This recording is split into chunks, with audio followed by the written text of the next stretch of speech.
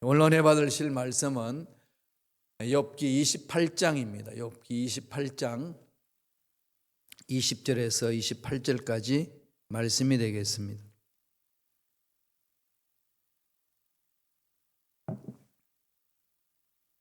다 같이 28장 20절에서 28절까지 한 목소리로 봉독하시겠습니다. 그런즉 지혜는 어디서 오며 명철이 머무는 곳은 어디인고? 모든 생물의 눈에 숨겨졌고 공중의 새에게 가려졌으며 멸망도 사망도 이러기를 우리가 귀로 그 소문은 들었다 하느니라. 하나님이 그 길을 아시며 있는 곳을 아시나니 이는 그가 땅끝까지 감찰하시며 온 천하를 살피시며 바람의 무게를 정하시며 물의 분량을 정하시며 비 내리는 법칙을 정하시고 비구름의 길과 우레의 법칙을 만드셨습니다. 그때에 그가 보시고 선포하시며 굳게 세우시며 탐구하셨고 또 사람에게 말씀하셨도다.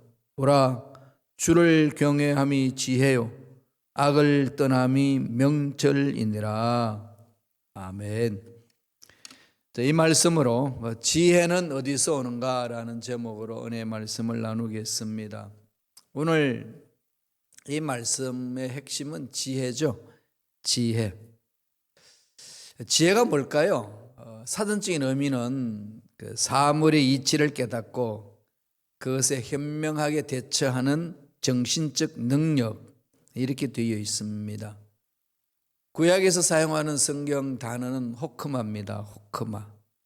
이것은 어떤 기술자, 장인이나 선원, 관리, 상담자 등의 기능을 나타낼 때 사용하는 용어입니다.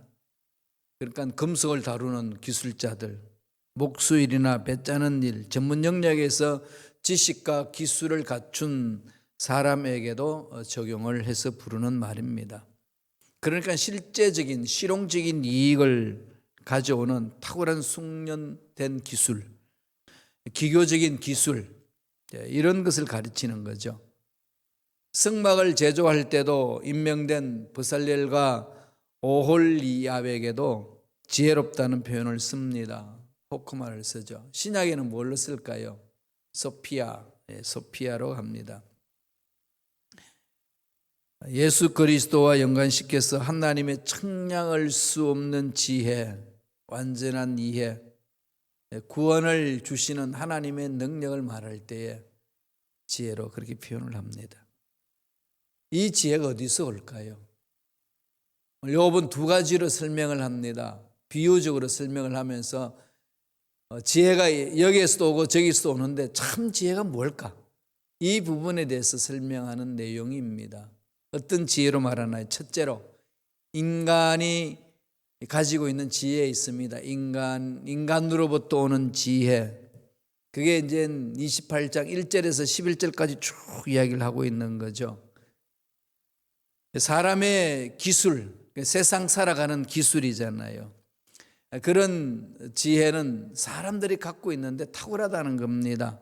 날짐승과 들짐승 중에 비교해서 따라올 수 없는 그런 기술, 지혜, 능력을 인간이 가지고 있다, 이렇게 이야기를 합니다.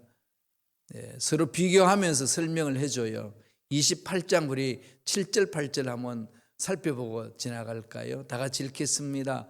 그 길은 솔개도 알지 못하고 매의 눈도 보지 못하며 용맹스러운 짐승도 밟지 못하였고 사나운 사자도 거리로 지나가지 못하였느니라. 솔개나 매는 뛰어난 기술이 있죠. 어떤 기술일까요? 눈으로 보는 기술, 시력이 뛰어나잖아요. 사자는 모든 백수의 왕이라고 그러잖아요. 모든 이 짐승들 중에 왕입니다. 용맹스럽죠. 위험 있는 짐승입니다. 이들이 가지고 있는 시력이나 용명, 이것은 땅속 깊이 박혀 있는 보석을 못 찾아내죠. 예, 그 눈이 그런 있어도 땅속 깊이까지는 모릅니다. 그런데 인간은 알잖아요. 짐승은 알 수 없는데 피조물을 통틀어서 인간이 가지고 있는 지혜는 아름답다는 거죠. 멋지다는 겁니다. 칭찬 들을기에도 마땅하다는 거죠. 그래서 우리 인간들이 현미경도 또 여러 가지 이 만운경도 전체 만운경까지 해서 먼 이 우주에 떠 있는 별들 관측하고 하잖아요. 그러니까 매의 눈이나 독수리의 눈이나 용맹스러운 사자나 이 아무리 강한 날지라도 인간은 못 따라온다는 거지요. 그러면서 이제 28장 9절 10절에 이런 말을 합니다. 사람이 굳은 바위에 손을 대고 산을 뿌리까지 뒤엎으며 반석의 수로를 터서 각종 보물을 눈으로 발견하고, 그들보다도 이렇게 육신으로 가지고 있는 눈은 맵섭지도 못하고 또 저 멀리 보지도 못하고 또 세미한 것도 보지를 못하지만은 덮여 있는 그것을 다 파헤쳐서 거기에서 보물을 얻는다는 거죠. 동물들이 볼 수 없는 그런 것들을 보고 찾아낸다는 겁니다. 그러니까 인간이 연약한 것 같지만 강하다는 거죠. 이런 지혜를 이야기를 합니다. 그러면서 욥이 묻습니다. 정말 이런 지혜는 어디서 올까 이거죠. 읽지 않았습니다만 12절 본문 한번 보세요. 28장 12절. 그러나 지혜는 어디서 얻으며 명철이 있는 곳은 어디인고. 어딘 것 같나요? 참 지혜. 13절에 이어서 욥이 이야기를 합니다. 28장 13절에 그 길을 사람이 알지 못하나니 사람 사는 땅에서 찾을 수 없구나. 이 세상의 인간들이 다 지배하고 다스려서 뭐든 다 알 수 있는 것처럼 느껴도 모르죠. 우리 코로나19 바이러스, 눈에 보이지 않는 바이러스 한번 덮치니까 속수무책이잖아요. 1년 동안 발 묶였습니다. 그죠? 달나라까지 그냥 갔다 오기도 하고, 지구 바깥에 나가지고 지구를 관측하기도 하고, 땅속 깊이 파이프를 박아가지고 석유도 뽑아내고, 별 기술을 다 가지고 움직이지만 눈에 보이지 않는 바이러스에 의해서 꼼짝하지 못하고, 이것 때문에 어려움 당한 사람이 한두 사람이 아닙니다. 정부도 그렇고 우리 모두도 그렇고.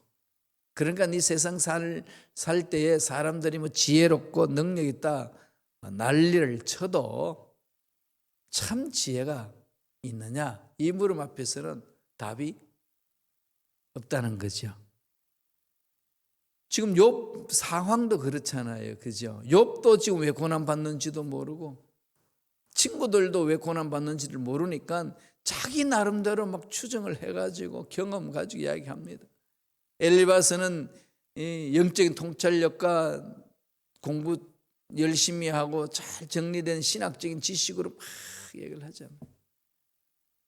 빌닷은 어떻게 합니까? 전통적인 그 지혜를 가지고 내려왔던 조상들의 지혜로 가지고 삶이란 것은 이런 것이고 고난이라는 것은 이것 때문에 오는 것이라고 탁 규명을 하잖아요. 소발은 어떻게 얘기하죠? 공동체에서 가지고 있는 교리적인 것, 가치 기준을 가지고 이렇다라고 막 이야기를 하잖아요. 그런데 일반적으로 맞지만은 욥이 고난 당하고 있는 상황은 전혀 안 맞다는 거잖아요. 다 모른다는 거죠. 참 왜 그렇지요? 영적인 일을 이 세상에서 찾아봐야 답이 없음. 답 없으면 어떻게 되겠어요? 아무리 떠들어도 이하 동문 똑같은 거죠. 없습니다. 천상에서 일어나는 사건들을 보는 눈이 없이는 어떻게 지상에 일어나는 일들을 규명을 하겠습니까? 욥이 지금 참 지혜가 어디 있는가 가만히 살펴보니 참 인간들이 지혜가 있다고 그러는데 정말로 참 지혜는 없다 이거예요. 참 지혜는 인간들 가지고 있지 않다는 겁니다. 그러면 인간들은 어떻게 되겠어요? 겸손해야죠. 겸손입니다. 나를 창조하시고 여기까지 살아갈 수 있도록 인도하신 하나님의 섭리 앞에 겸손하는 거예요. 겸손히 자신을 돌아보는 거죠. 많이 가져 있다고 교만할 이유가 없고, 상대적으로 내가 적게 가지고 있다고 비굴할 필요도 없고, 낙심할 필요도 없고, 열등 의식 속에 빠질 필요도 없다는 겁니다. 모두가 다 하나님이 주관하심으로 하나님 앞에 겸손하게, 하나님 어떻게 하면 됩니까? 묻고 하나님의 음성을 듣고 행하는 것이 중요하잖아요. 정말 이 듣는 마음을 좀 많이 우리가 배워야 되겠어요. 저도 참 이 듣는 마음이 약합니다. 듣고 움직여야 되는데, 이게 우리가 급한 나머지 들었다 생각하고 움직이는 것이 낭패를 당할 때 많잖아요. 솔로몬처럼 레버 쇼메야, 듣는 마음을 달라고 부르짖어야 돼요. 하나님 듣는 마음을 달라고. 지혜는 하나님으로부터 온다는 거죠. 그래서 두 번째로 요업이 그럽니다. 참 지혜는 하나님의 지혜라는 거예요. 하나님의 지혜. 지혜는 어디서 오느냐? 네, 답은 하나님으로부터 온다, 이겁니다. 28장 23절 읽겠습니다. 하나님이 그 길을 아시며 있는 곳을 아시나니, 딱 결론 내려주죠. 하나님이 아시는 겁니다. 세 명의 친구들하고 막 논쟁하다가 요업이 그래요. 야, 이제 더 이상 너희들하고 할 말이 없다. 말해봐야 그냥 매일 헛소리고 맹맹 돌고 있고 다람쥐 채바퀴처럼 늘 같은 소리를 가지고 말만 다를 뿐이지 똑같은 논지 가지고 이야기하는 거 지쳤다. 우리가 이 문제를 푼다고 풀리겠냐? 모른다. 뭐 지혜다 떠들지만은 그게 참 지혜냐? 아니라는 거지요. 짐승들보다도 우리가 강하다고 그러지만은 실질적으로 우리 삶에 있어서 우리가 가져야 될 지혜, 인간들의 지혜는 한계 있다는 거죠. 지금 우리 코로나 시대 때에 이 말씀 읽으니까 그대로 오지 않나요? 그죠? 더 깊이 와닿죠, 이 말씀이. 예, 정말로 이 지구촌을 멋지게 한번 만들어 보자고 몸부림친 것이 이 석박사 학위 받은 사람들이 몸부림치는 세상 아니었습니까? 과학자도 그랬고, 어느 누가 의술을 잘 개발해서 사람을 죽이려고 그러겠어요? 과학 문명을 잘 발달해서 사람을 죽이려고 그러겠어요? 어떻게 하든지 사람도 살려내고 윤택하게 살고, 그런 것들을 하기 위해서 이 지구촌에 있는 하나님 창조하신 피조세계를 마음껏 연구하고 개발했는데 결국은 뭡니까? 바이러스에 의해서 꼼짝달싹하지 못하는 지구촌. 연약하지요. 이게 인간의 연약함의 모습입니다. 그러면 지금 어떻게 해야 되죠? 정말 눈을 활짝 열고 돌아봐야 돼요. 새로운 시각을 가지고 삶을 가꿔야 됩니다. 그냥 약삭빠르게 이 어려운 상황을 잘 대처하는 그 삶, 그게 지혜가 아니에요. 그렇게 살아서 근본적인 문제 해결하지 못합니다. 발본색은 못해요. 그럼 어떻게 해야 될까요? 하나님께 지혜를 구하고 물어봐야 돼요. 그리고 삶의 스타일을 완전히 바꿔야 합니다. 지금 과학자들이 통계 숫자만 가지고 이야기를 지금 하고 있거든요. 그 이야기를 들어보면은요, 책도 나왔어요. 이 지구촌의 사람들의 삶의 스타일, 과학 문명의 스타일로 그대로 가면은 2050년 되면 지구는 더 이상 살 수 없다는 거예요. 지구 땅 위에서. 그럼 어떻게 해야 될까요? 바꿔야 되는 거죠. 바꿔야 됩니다. 그래서 우리가 정해놓은 기준을 바꿔야 된다는 거예요. 그래서 지금 세상에는 뉴 노멀 시대라고 이야기를 합니다. 규범을 새롭게 가져야 된다는 거죠. 누를 붙였어요.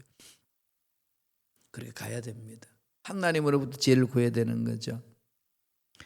28장 25절 27절 한번 보시겠습니다. 하나님이 어떤 지혜로 역사하시고 이 세상을 창조하셨는지 다 같이 읽겠습니다.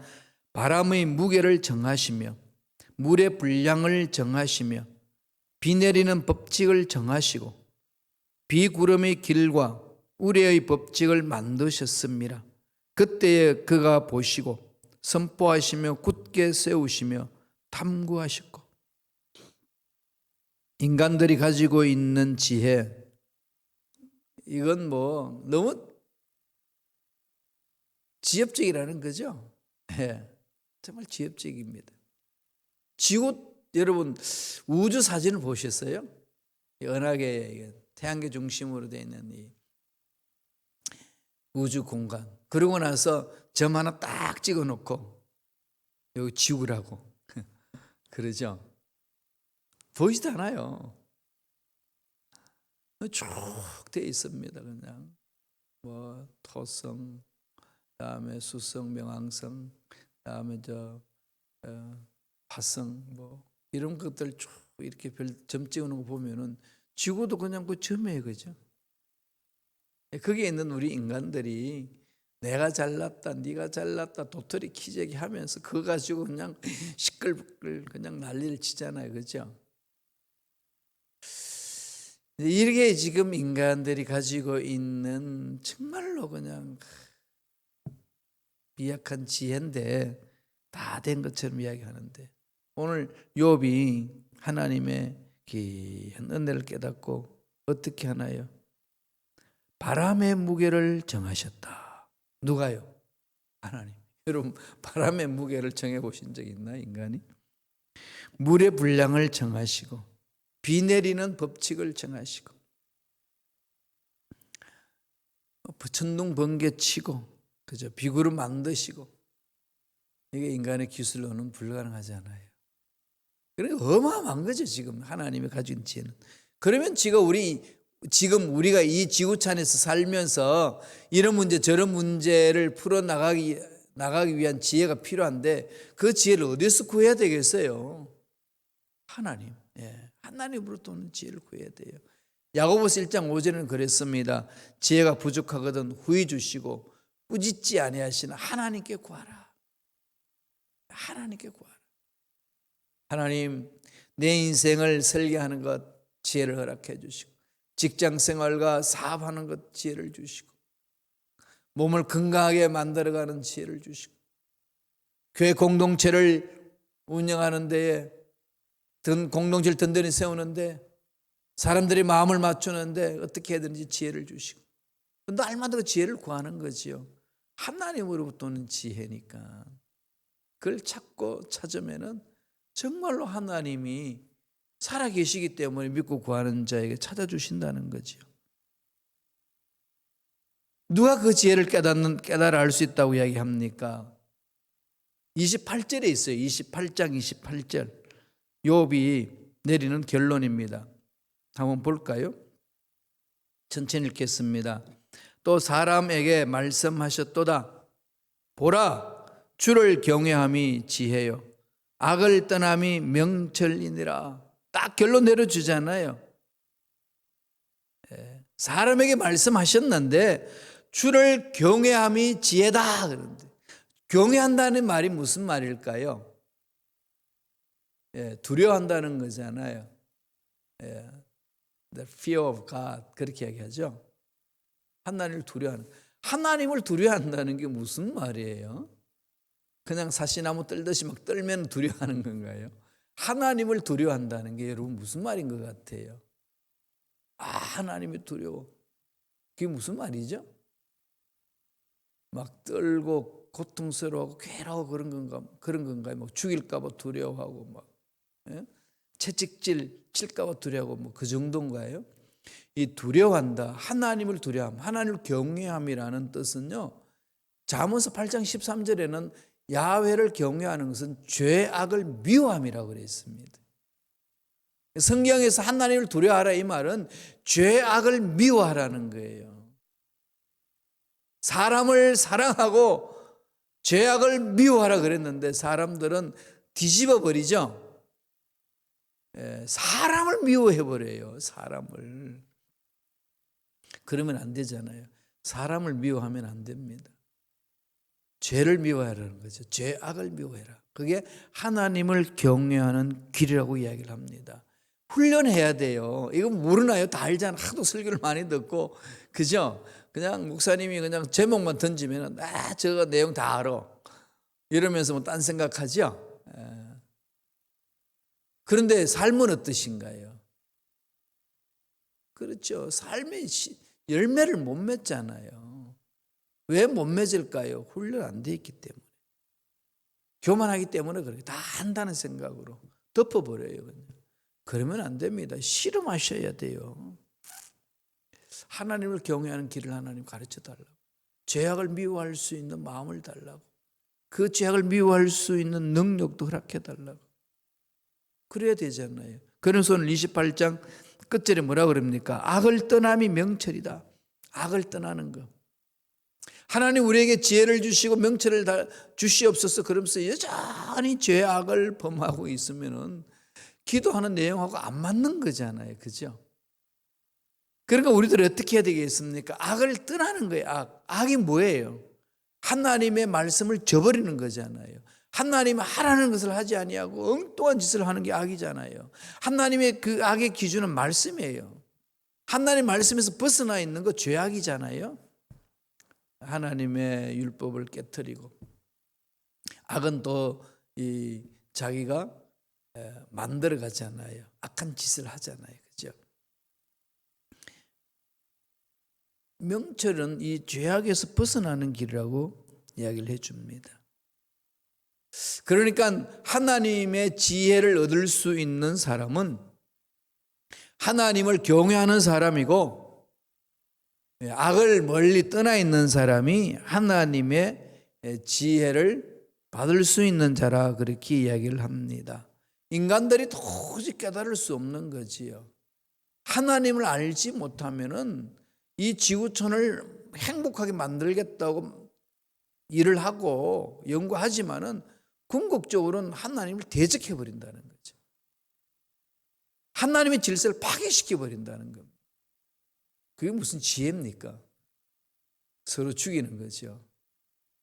그래서 저와 여러분들이 이 코로나19 시대에 이 팬데믹 현상을 정말로 좀 심각하게 봐야 합니다. 그럼 앞으로는 이제 코로나 이후 시대를 어떻게 살 것인가? 이거 지금 고민해야 될 거거든요. 이제 코로나 서서히 이제 뭐 백신도 나오고 하니까 많이 약해지기 시작하잖아요. 이제는 한 고비 넘겼잖아요. 예, 이제 뭐 곧 잡힐 거라는 그 기대와 함께 또 그렇게 되어 가고 있고, 그러면은 이럴 때 이젠 한숨 돌렸다 이렇게 살아가면 될까요? 아닙니다.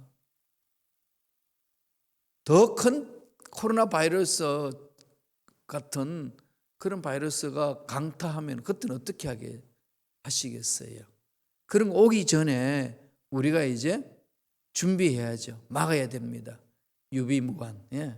준비를 잘해야 그런 이 코로나19 같은 이런 바이러스를 막을 수 있고 이겨낼 수 있고 차단할 수 있습니다. 욥이 친구들 이야기를 가만히 들어보니까 다 그냥 뭐 옳다는 소리를 떠드는데 일반적으로는 옳은데 다 헛소리라는 거죠. 우리는 그렇게 답 얻을 수 있는 게 아니다. 전능하신 하나님 앞에 무릎을 꿇자. 그리고 하나님의 말씀을 붙들고 순종하자 이거 아니겠습니까? 이렇게 가셔야 돼요. 저와 여러분들은 2021년에 어떻게 하셔야 되겠어요? 말씀을 붙들으셔야 돼요. 특별히 우리 말씀 쓰게 하는 거, 구약 성경 쓰게 하는 거, 자꾸 도전해 보세요. 쓰게 하는 거, 그죠? 그리고 매일 묵상하는 거, 큐티하는 거, 한 주에 한 절씩 암송하는 거, 그리고 하루에 3장씩, 4장씩 성경을 읽는 거, 이걸 자꾸 훈련해야 돼요. 읽든지, 암송하든지, 묵상하든지, 손으로 써보든지. 그러면 그 말씀이 살아서 움직이는 걸 체험할 수 있어요. 내 마음을 강타하는 것을 체험할 수 있거든요. 왜 그렇게 해야 되나요?